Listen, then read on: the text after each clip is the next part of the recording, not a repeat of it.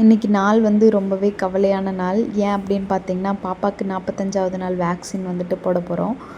வேக்சின்னு. போகும்போது ரொம்பவே அழகா சிரிச்சுட்டு இருக்காங்க. ரிட்டர்ன் வரும்போது என்ன பண்ணுவாங்க அப்படின்னு நினச்சாவே பயமாக இருக்குது.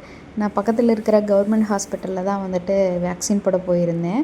போனதும் வந்து பார்த்திங்கன்னா, ஒரு டோக்கன் வாங்கிட்டு அதுக்கப்புறம் வந்துட்டு ஒரு ட்ராப்ஸ் வந்துட்டு கொடுத்தாங்க பாப்பாவுக்கு. ட்ராப்ஸ் கொடுத்ததுக்கப்புறமா வந்துட்டு இன்ஜெக்ஷன் போட்டாங்க. நான் ஏதோ நினச்சிருந்தேன், ஏதோ ஒரு இன்ஜெக்ஷன் போட்டுட்டு விட்டுருவாங்க அப்படின்னு சொல்லிட்டு. பார்த்தா வந்துட்டு ஒரே நாள்லேயே வந்துட்டு 3 இன்ஜெக்ஷன் போட்டிருந்தாங்க. ஒரு கையிலையும் 2 தொடையிலையும் வந்துட்டு போட்டாங்க. பாப்பா ரொம்பவே கத்த ஆரம்பிச்சிட்டா. எனக்கு என்ன பண்ணுறதுன்னே தெரியல. இன்ஜெக்ஷன் போட்டதுக்கப்புறம் நர்ஸ் வந்துட்டு பேராசிட்டமல் சிரப்பும் விட்டமின் ட்ராப்ஸும் வந்துட்டு கொடுத்தாங்க.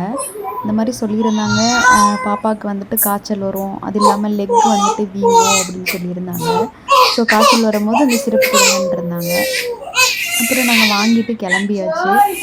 வீட்டுக்கு வந்ததுக்கப்புறம் பாப்பாவுக்கு ரொம்பவே வலி இருக்குது போல். ரொம்பவே வந்துட்டு அழுதுகிட்டே இருந்தாங்க. யார்கிட்டையுமே போகலை, அம்மாவே தான் வச்சுருந்தாங்க.